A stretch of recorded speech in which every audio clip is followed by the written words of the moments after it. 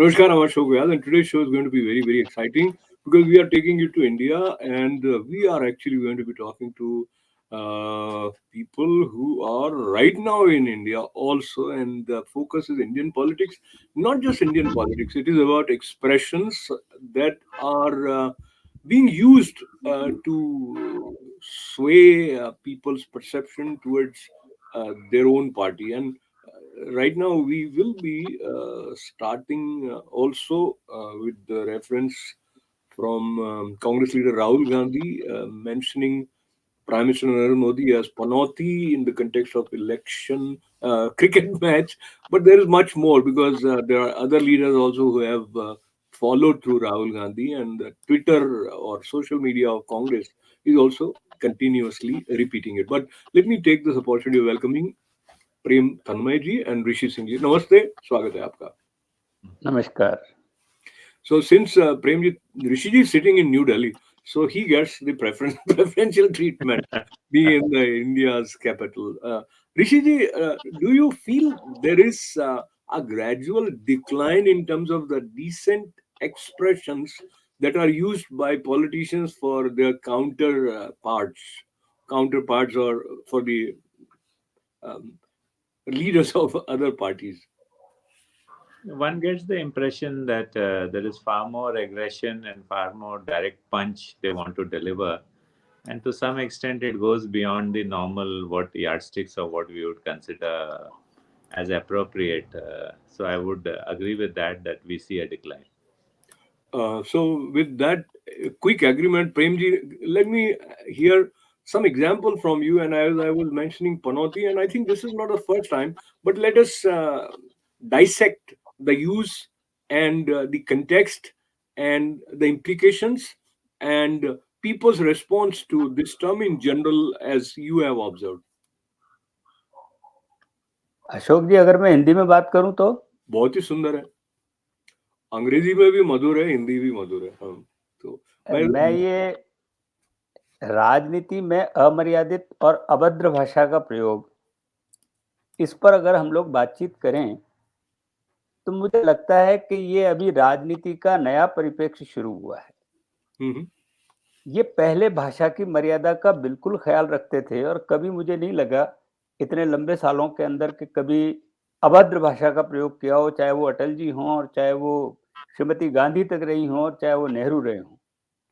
लेकिन इन दिनों की भाषा के अंदर जो मैं ये देख रहा हूं कि एक ऐसा प्रयोग जो हम लोग गली और नुक्कड़ पे करते हैं, वो आजकल नेशनल मीडिया पे करने लगे हैं. और आजकल तो मीडिया इंटरनेशनल हो गया है, तो भाषा का जो प्रभाव है वो विदेश तक भी जाता है और लोग सुनते हैं तो सोचते हैं राजनीति में इतनी गंदी भाषा का प्रयोग कैसे होने लगा. ये तो खास तौर से प्रेम में इंटरप्ट करने की क्षमा चाहता हूँ, लेकिन जैसे मैंने स्वयं पनौती शब्द का बहुत अधिक प्रयोग सुना नहीं है, और कहीं कहीं सुना होता तो मेरे दिमाग में होता था भाई ये कह रहे हैं कि वो अपशकुन लेकर आया है, आई है. तो हाँ, बिल्कुल जी. तो राहुल गांधी का ये कहना और फिर बाकी लीडर्स का उसको कंटिन्यू रखना इन लार्ज पर्सपेक्टिव, जब आप इंडिया की ग्रोथ देखते हैं कई सेक्टर्स में, इंटरनेशनल इमेज देखते हैं, and credit leads to prime minister Narendra Modi, तो कुछ वो मिसमैच नहीं लगता है आपको? बिल्कुल. अगर आप देखें तो ये राहुल गांधी ने प्रयोग किया था जब क्रिकेट वर्ल्ड कप चल रहा था और उसमें मोदी जी का उस कार्यक्रम में आना और फिर वर्ल्ड कप में इंडिया का हार जाना. ये आप जो कह रहे हैं वो अशुभ के संकेत में ही पनौती शब्द का प्रयोग होता है कि ये हमारे लिए अच्छा नहीं है. तो उस प्रयोग उस संदर्भ में इसका प्रयोग हुआ. और लेकिन उसके बाद में अगर वो भारत के लिए अशुभ होते तो इतने सारे शुभ कार्य जो आज की डेट में हो रहे हैं वो सब कैसे होते. आप इंटरनेशनली इतना अच्छा कर रहे हैं, भारत की जो कई जगहों पर वो ऊंचे स्तर पर अपने आप को उठाया हुआ पा रहे हैं, लेकिन इन सब के संदर्भ में ये शब्द तो कम से कम बिल्कुल भी उपयुक्त नहीं लगता. अच्छा, तो ऋषि जी वो एक बार इसका प्रयोग हो गया तो फिर बैक ट्रैक करें या उसको थोड़ा मतलब अंडर प्ले करें, ऐसा नहीं हो रहा है. There are other leaders who are picking up. इसलिए I was forced to sort of talk about it and allow me to bring another dimension to it, ऋषि जी. हम जब रैशनल माइंडसेट की बात करते हैं या बीच में काफी उस पे भी हल्ला गुल्ला हुआ कि साइंटिफिक बेंट ऑफ माइंड नहीं है, तो ये तो एकदम अंधविश्वास टाइप की बात है ना. वैसे अगर आप वहां से भी आएंगे तो ये गलत ठहरता है. What is your take on? नहीं, बिल्कुल आपने सही कहा कि मतलब शोभा नहीं देता. इतने अच्छे मतलब हमारे पास प्राइम मिनिस्टर हैं, अच्छे हैं बुरे हैं जो भी हैं, हमारे प्राइम मिनिस्टर हैं, हमने इलेक्ट किया है, तो नहीं, हमें तो अच्छे हैं. अपना मैं तो अच्छे ही कहूंगा. प्रेम जी, प्रेम जी. और नहीं, विश्वास तो रखना चाहिए ना. एक बार इलेक्शन हो गया, लोगों का मत आ गया, सपोर्ट तो देना चाहिए. और मैं तो दूसरे तरह से सोच रहा था कि जिन लोगों ने पनौती बोली, ये कुछ जगहों में इस्तेमाल होता होगा ये शब्द, लेकिन पनौती नेपाल में एक बहुत ही सुंदर जगह है, जो कि भगवान शिव खुद मतलब उसको प्रोटेक्ट करते हैं, उसकी हिफाजत करते हैं. और बल्कि मतलब कोई नुकसान नहीं हो सकता ऐसे व्यक्ति का, उनके लिए उद्धार ही होगा. तो मुझे लगता है कि ये भी एक डायमेंशन है जो जो पनौती के लोग जानते नहीं है. प्रेम जी, थोड़ा सा विषयांतर करते हैं और आज की जो ताजा खबर है वो काफी समय से जो सुरंग में फंसे हुए मजदूर थे उनके बाहर आने की, उसके बारे में थोड़ा बताइए. और उस संदर्भ को लेकर भी ये चर्चा विपक्षी नेताओं की तरफ से हो रही थी कि ये चुनावी सभाओं में जा रहे हैं, वहां नहीं जा रहे हैं वगैरह. तो प्रधानमंत्री कब क्या करे, इसकी जो उनकी एक अपेक्षा का सांचा रहता है, अ, मुझे लगता है उसको तो प्रधानमंत्री कई जगहों पर तोड़ते रहे हैं. जिसमें सुरंग वाली बात करते हैं, फिर मैं अन्य संदर्भों पे जाता हूँ. अशोक जी, आप बिल्कुल सही बात कर रहे हैं. प्रधानमंत्री किस जगह पर जाएगा और वहां के प्रोटोकॉल क्या होंगे, क्या मुश्किलें पैदा हो जाएगी उल्टा प्रशासनिक और दूसरे संदर्भों में, तो प्रधानमंत्री हर जगह पर नहीं जा सकते हैं. अब मोदी जी हमारे केंद्रीय मंत्री वहां पर थे, वहां के मुख्यमंत्री वहां पर थे, प्रशासनिक लवाजमा पूरा का पूरा वहां पर था. इसके बावजूद लोग ये उम्मीद करें कि मोदी जी भी वहां पर होते, तो क्या ये संभव है कि ऐसी परिस्थिति में जहां पर इतनी मुश्किलें खड़ी है, वहां एक मुश्किल और पैदा कर देना. वहां सुरक्षा का प्रश्न भी है, वहां पर कई तरह की और समस्याएं हैं. ऐसे में प्रधानमंत्री का जाना किसी भी हाल में बिल्कुल सही नहीं माना जा सकता था.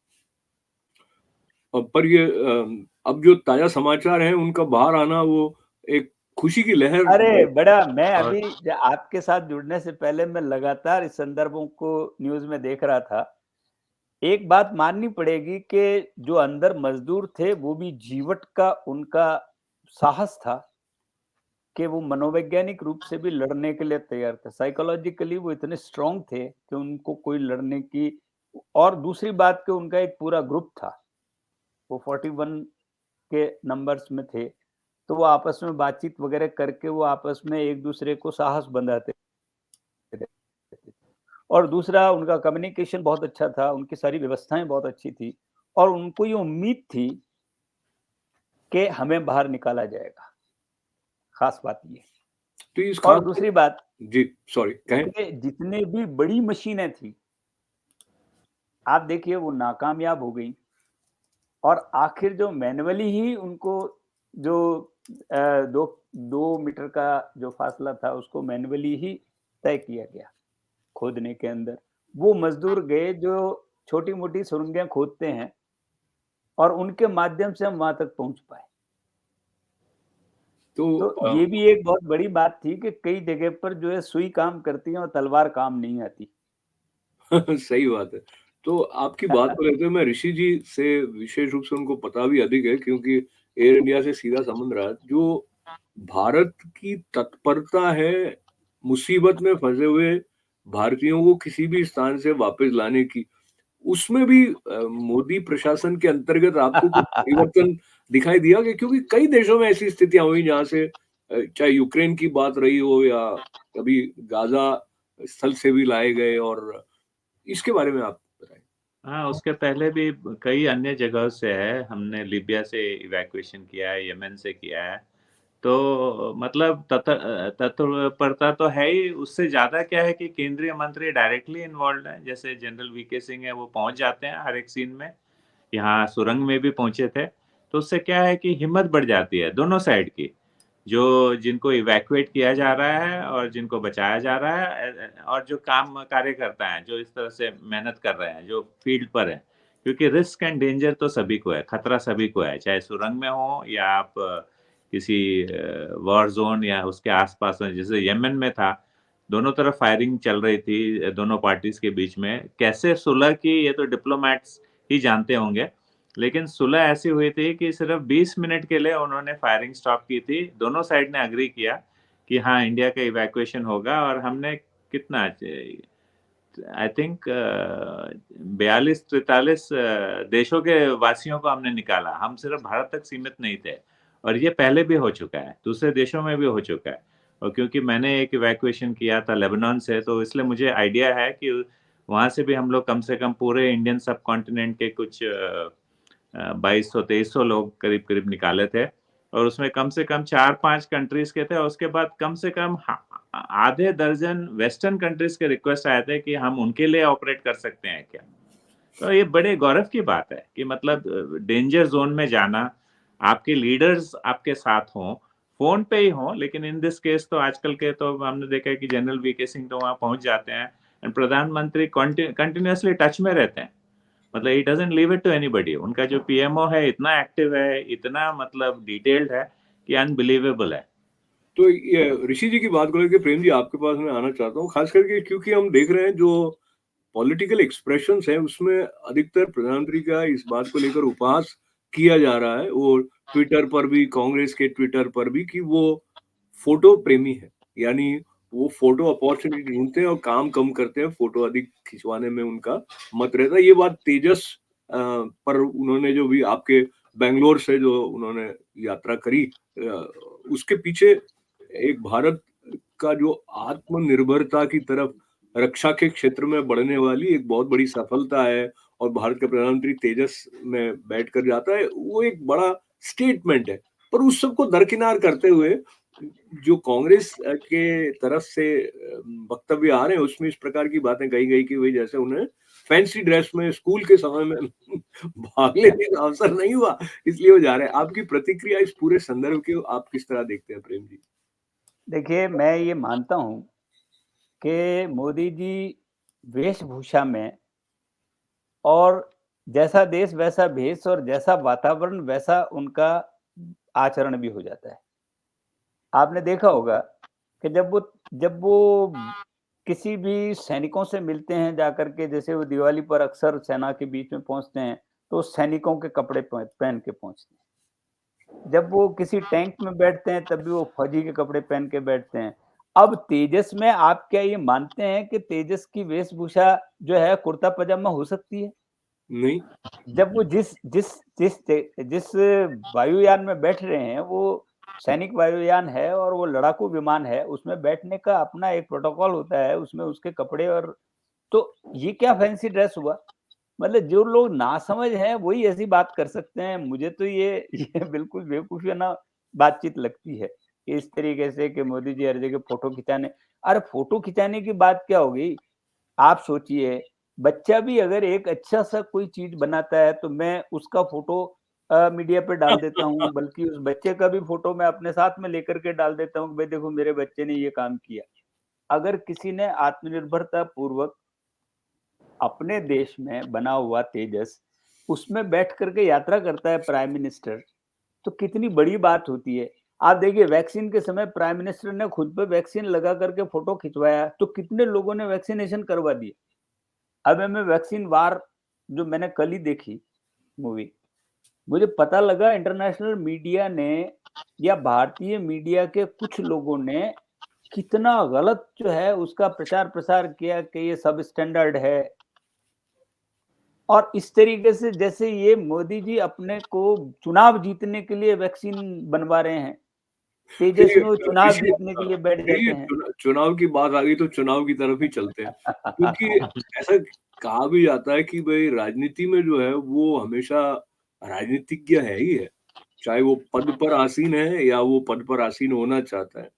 तो जो कुछ किया जाता है, चाहे प्रधानमंत्री मोदी हो या कांग्रेस के नेता राहुल गांधी भारत जोड़ो यात्रा कर रहे हो, वो भी बहुत सारे कैमरा लेकर अच्छी सी शूटिंग करके। मुझे लगता है ये जो आने वाला समय है, ये मीडिया वालों का समय है, स्पेशली जो वीडियो बनाने वाले लोग हैं, वो इमेज बिल्डिंग बहुत कर रहे हैं। तो राहुल गांधी कभी किसी फिल्म के गीत को लेके उनका जो एक हीरो जैसा पर्सोना बिल्ड करने वाले उनके वीडियो आ जाते हैं, जो कि पहले समय से देखो तो आपको हास्यास्पद लगे, क्योंकि वो सत्य से बिल्कुल परे है, मगर एक प्रोजेक्शन चल रहा है। तो इस प्रोजेक्शन होते ऋषि जी, अभी जो चुनाव हुए हैं उसमें एक तरफ ये प्रोजेक्शन है, प्रधानमंत्री नरेंद्र मोदी चाहे केदारनाथ की यात्रा पर हो, चाहे वो अयोध्या में दीपावली मनाई गई वो सेना के साथ रहे हो, तो बहुत सारी इमेजेस है। लाइक आप जाना शुरू करेंगे और उनके चैनल पर भी आपको बहुत कुछ मिल जाते हैं वीडियोस। तो एक तरफ ये है, दूसरी तरफ कांग्रेस उस सब को नकारते हुए या अन्य विपक्षी दल भी, कि ये सिर्फ जुमलेबाजी एक पिछले समय में अधिक शब्द चलता रहा था, अभी जैसे पनौती अधिक चल रहा है, इस प्रकार से। तो क्या प्रभाव अभी वर्तमान में आपको लगता है जनता पर 2024 की दृष्टि से, और जो अभी राजस्थान और राज्यों में मतदान हो गया है, तो मोटा मोटी आपका विश्लेषण ऋषि जी, फिर प्रेम जी के पास जाते हैं जी।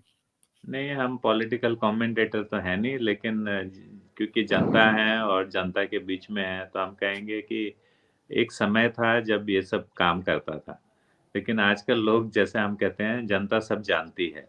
तो एक पॉइंट तक तो ठीक था, आई थिंक 2014 इलेक्शन तक उसका बहुत ही प्रभाव था, और बहुत साइंटिफिक तरीके से इलेक्शंस और कैंपेनिंग चलती है। उसमें ये जो हिस्सा है, जो हम जुमलाबाजी कहेंगे या जिन्होंने कहा कि जुमला है, तो ये ठीक है, एक सर्टेन ऑडियंस है उसके लिए ठीक है, लेकिन मेजॉरिटी जो है ना काम देख रहे हैं, एंड वो आपको ग्राउंड लेवल पे दिखाई देगा। और इंडियन पॉलिटिक्स की खासियत क्या है कि हम लोग लोकल एरिया में लोकल लीडर को अक्सर हम सपोर्ट करेंगे, या लोकल पार्टी को जो हमारे साथ खड़ा है, लेकिन नेशनल लेवल पे हम चाहते हैं कि ऐसा लीडर हो जो कि देश का सोचे और देश की उन्नति का। और जैसे डॉक्टर साहब ने कहा कि पूरे दुनिया में नाम किसने फैलाया, एक तो नाम खराब करता है, जाके अपने देश का नाम उल्टा सीधा बोलता है, देश के बारे में, देश के प्रधानमंत्री, भूल जाता है कि प्रधानमंत्री उनके भी हैं, वो दूसरे विपक्ष के हैं, लेकिन जहाँ देश की बात है, सभी को एकजुट होना चाहिए, यूनाइटेड होना चाहिए, अपने देश का इंटरेस्ट प्रोटेक्ट करना चाहिए, उसकी हिफाजत करनी चाहिए। ये आप वेस्टर्न कंट्री से सीख सकते हैं। आप वही वेस्टर्न कंट्री में जाकर के अगर निंदा करेंगे, तो आपको लगता है वो भी आपको सपोर्ट करेंगे, या आपको किस दृष्टि से देखेंगे? देशद्रोही की दृष्टि से ज़्यादा देखने का चांस है, रादर देन देखेंगे कि ये यूज़फुल आदमी है, या देखेंगे बेवकूफ़ है, इसको हम मैनिपुलेट करेंगे। तो ये खतरा है, मतलब ये देखिए, खतरा है इतना ऋषि ऑपोज़िट करने का। ऋषि जी, आप जो कह रहे हैं बिना नाम लिए, वो सब कहाँ जा रही है, वो मैं और प्रेम जी भी समझ रहे हैं, हमारे दर्शक भी समझ रहे हैं, तो इसलिए मैं सीधा वहीं चला जाता हूँ। प्रेम जी, ये एक और एक्सप्रेशन जिसको लेकर बड़ी आपत्ति हुई, और उसका एक कंटेक्स्ट था, और मैं जब इंडिसेंट एक्सप्रेशन कर रहा हूँ तो मैं दोनों तरफ की बात कर रहा हूँ, और उसमें डिसेंसी है कि इंडिसेंसी है, वो निर्णय आपको भी करना है। महामूर्खों का सरदार, ये एक एडजेक्टिव प्रधानमंत्री नरेंद्र मोदी जी ने कांग्रेस के नेता के लिए एक कंटेक्स्ट में लिया था। कंटेक्स्ट आपको ध्यान है? आईफोन से संबंधित भारत में कितना निर्माण, ये सब है ना? हाँ हाँ हाँ। तो कंटेक्स्ट को थोड़ा आप बताते हुए, इस एक्सप्रेशन की जितनी निंदा हुई कि भाई प्रधानमंत्री डिग्निटी से इतने नीचे उतर गए, उस सब के बारे में आपके क्या विचार? नहीं, अगर पॉलिटिकल रैली के अंदर कोई बात कही जाती है तो वो पब्लिक के उसी मिजाज में, ये जैसा जैसा बोला जाता है उसके संदर्भ में बात कही जाती है, तो उसको आप बुरा नहीं कह सकते। अच्छा, अब वही मौत का, संदर्भ थोड़ा खोलिए आप। अब वो जैसे कि उन्होंने कह दिया था कि हर जगह पर, मुझे जहां तक याद है कि राहुल गांधी ने एक जगह पर ये कहा था कि सब जगह पर मैं मेड इन चाइना मिलता है, या मेड इन फलाना मिलता है, मेड इन ये मिलता है। मुझे उनका वो स्मरण है, मैंने उनका वो भाषण सुना था, तो वो मध्य प्रदेश में बोल रहे थे। उन्होंने कहा कि चाइना में कोई ये देखे कि मेड इन मध्य प्रदेश है, और अभी हम जैसा देख रहे हैं, और फिर वो आके देखेगा कि कहाँ बना है वगैरह, वो जो सारा कंटेक्स्ट था। और हाँ, जितने बड़े पैमाने पर भारत में भारत के निर्मित आईफोन का प्रयोग हो रहा है, बल्कि वो हजारों करोड़ क्या मुझे संख्या ठीक से नहीं है, लेकिन वो भारत यहाँ भी हो जी। भारत अब तीसरे नंबर पर है दुनिया में मोबाइल फोन बनाने के अंदर। तो उन्होंने उस कंटेक्स्ट में कहा महामूर्खों की सलाह, और हंसते हंसते बोल गए वो। लेकिन हाँ, लेकिन वैसे ये एक्सप्रेशन ऋषि जी इंडिसेंट की श्रेणी में आएगा कि नहीं आएगा, आप क्या कहेंगे? मुझे लगता है कि इतना एक्सट्रीम होने की ज़रूरत नहीं है। अगर आप अवॉइड कर सकें ऐसे रेफरेंस तो बेटर है। लेकिन मतलब कभी-कभी तो एंटरटेनमेंट भी देना होता है। पब्लिक रैली में थोड़ा एंटरटेनमेंट चाहती है। तो अप टू अ पॉइंट तो ठीक है, लेकिन जितना हो सके अवॉइड हो जाए तो बेटर है। अच्छा, तो प्रेम जी, अब चूंकि हम उसको नंबर दे रहे हैं अपने हिसाब से कि आप क्या सोचते हैं, और मैं वैसे ये कार्यक्रम जब इस प्रकार से मैं उसके सूत्रधार के रूप में हूँ, तो मेरा निष्पक्ष स्वरूप होते हुए भी मुझे लगा कि वो कंटेक्स्ट के हिसाब से सही था प्रेम जी, वो इतना गलत नहीं था वो। आपको कैसा लगा? नहीं, मुझे तो बिल्कुल उपयुक्त लगा। जो जैसा होता है उसको उसी भाषा में समझाया जा सकता है। तो मुझे लगता है कि पब्लिक जिस भाषा में सुनती है उनका, तो उन जैसा वार, जैसे अगर आपके सामने कोई तोप चलाए, तो आप उसके सामने एक पटाखा नहीं छोड़ सकते। अच्छा, आपको उसके सामने जवाब देने के लिए वैसी ही भाषा का प्रयोग करना पड़ेगा। नहीं इसमें तो लोग इसमें समझेंगे कि हाँ, सॉरी, मैं ये कह रहा था कि जो भाषा या जो विशेषण प्रयोग किया गया है, उसका जो संदर्भ है, उसको ध्यान में रखते हुए आपको रिस्पॉन्ड करना चाहिए। सिर्फ वो ऊपर का लेबल लेके नहीं रिस्पॉन्ड करना चाहिए। जैसे कि बिल्कुल। पनौती का भी लेबल लेके रिस्पॉन्ड नहीं करना चाहिए, मुझे लगता है। न हाँ, तो दोनों, और इसी प्रकार से जब उन्होंने कहा है तो एक कॉन्टेक्स्ट में कहा है, तो मे बी अगर मैं राहुल गांधी हूँ और मैं कहूँ कि आई स्टैंड करेक्टेड, वो मुझे वहां पे पता नहीं था, या पर उतना बड़ा मेरा अंदर से एक हृदय होना चाहिए कि मैं कहीं अगर पूरी तरह से ठीक-ठीक सूचित नहीं होकर कोई बात कहता हूँ, तो मुझे रिवाइज़ करने के लिए अपने को स्वतंत्रता देनी चाहिए। लेकिन होता क्या है कि उनका जो इकोसिस्टम रहता है, वो भी उनको फिर चढ़ाने में आ जाते हैं, ज़्यादा नहीं। तो और मीडिया का भी इसके अंदर बड़ा बड़ा है, वो पूरे संदर्भ देती नहीं है और केवल एक कटिंग चला देती है। तो जिस तरह के हालात हैं, अभी आपको जो रिज़ल्ट आए हैं आपके पास में, जो सर्वेक्षण के, क्या लग रहा है आपको राज्यों के चुनाव के परिणाम की दृष्टि से? अब देखिए कि हर जगह पर अपने-अपने चुनाव सर्वेक्षण हैं, लेकिन फिर भी सभी जगह पर, जैसे राजस्थान में अगर मैं ये कहूँ, तो राजस्थान के अंदर तो इस बार मुझे लगता है कि बीजेपी की जीत हो जाएगी। अब ये हो सकता है कि वो कितने सीटें लेकर के आए, 150 के लगभग का जो है वो एग्जिट पोल बता रहा है। अब कम ज्यादा, लेकिन जीत होने की संभावना है।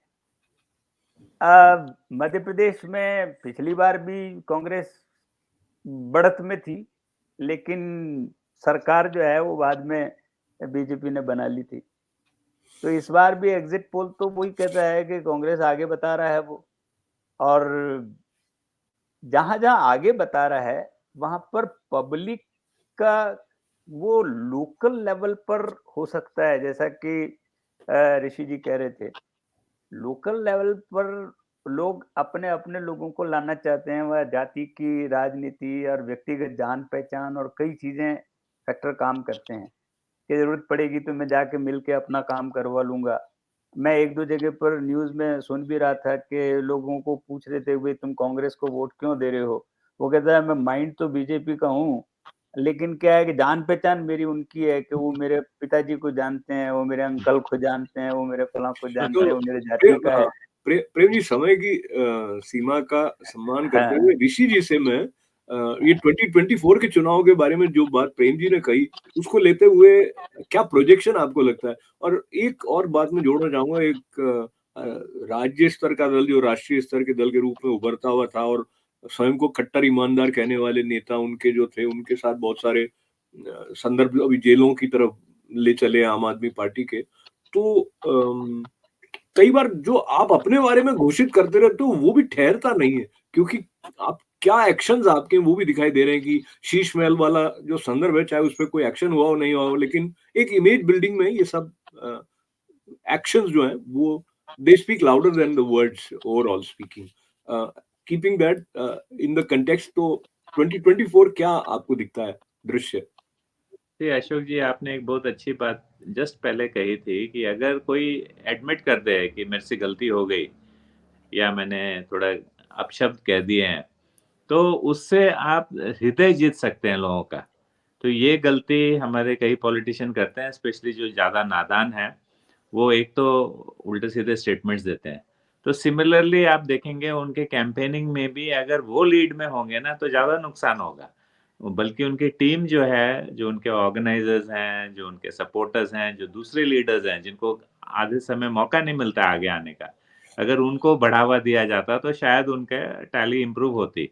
मेरे हिसाब से जो भी हो जाए स्टेट लेवल पर या लोकल म्युनिसिपल लेवल पर, उसका कोई रिफ्लेक्शन नेशनल इलेक्शन पे इसलिए नहीं होगा कि लोग अलग-अलग तरह से सोचते हैं और नेशन में एक ही आदमी सबको नज़र आता है। उससे ज़्यादा वो पार्टी नज़र आती है कि एक ऑर्गेनाइज्ड है, डिसिप्लिन्ड है, हार्ड वर्किंग है, रिजल्ट प्रोड्यूसिंग है और जो इमेज जो इंडिया का not only abroad but even among Indians in India, मतलब जो हमें कॉन्फिडेंस अभी आया है दुनिया में जाकर के कुछ भी हम करने को तैयार हैं, तो चाहे वो इंडस्ट्री हो चाहे प्रोफेशन। ऋषि, एक छोटा सवाल मैं प्रेम जी से और कर लूं, तो बहुत संक्षेप में जवाब दीजिएगा प्रेम जी।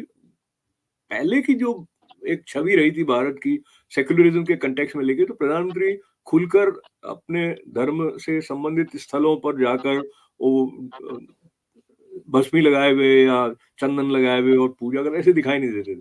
अभी तो बहुत स्थानों पर दिख रहे हैं। उसका आप सिर्फ पॉलिटिकली देखें तो क्या एज ए माइनॉरिटी हो सकता है मुझे लगे कि नहीं वो मेरे भी है कि नहीं है, ऐसा भाव कहीं, या हिंदू को लगे कि भाई इस कारण मेरे ज्यादा है, ऐसा कुछ है या नहीं है? How do you feel? नहीं, ऐसा नहीं है। वो किसी भी मंदिर स्थल पर जाते हैं, आजकल क्या है कि मीडिया एकदम से पीछे लगा ही रहता है। अगर वो वहां पर पूजा कर रहे हैं या वहां पर जाकर के भस्म लगा करके बाहर आए हैं तो वो उसे तुरंत जो है वो हाईलाइट कर देते हैं। मोदी जी पहले भी मंदिरों में जाते रहे हैं और वो इसी तरीके से पूजा करते रहे हैं, लेकिन अब वो दिखाया ज्यादा ज्यादा जाता है। तो ये लेकिन माना जाए ऐसा कि कि ऐसा विपक्ष भी कर रहा है। हाँ, हाँ, ये तो है। तो देखिए कौन कितना ऑथेंटिक वे में आता है और कहाँ पे रिलेट कर पाता है। पर मैं प्रेम जी की बात से सहमत हूँ कि ये ऑप्टिक्स कंप्लीटली वोटर के डिसीजन को प्रभावित नहीं करने वाली है। अल्टीमेटली किस तरह वो प्रामाणिक रूप से एक भाव जगा पाते हैं, जो इनडिसेंट एक्सप्रेशन से बच के डिसेंट एक्शन के द्वारा होना चाहिए। तो प्रेम जी का धन्यवाद है। उनकी छवि थोड़ी कुछ धूमिल हो गई अभी टेक्निकल कारण से, लेकिन वो उज्ज्वल है। तो प्रेम जी का धन्यवाद, ऋषि जी का धन्यवाद। बहुत बहुत आभार बहुत आपका, और हमारे सभी दर्शकों के साथ मंगल कामना।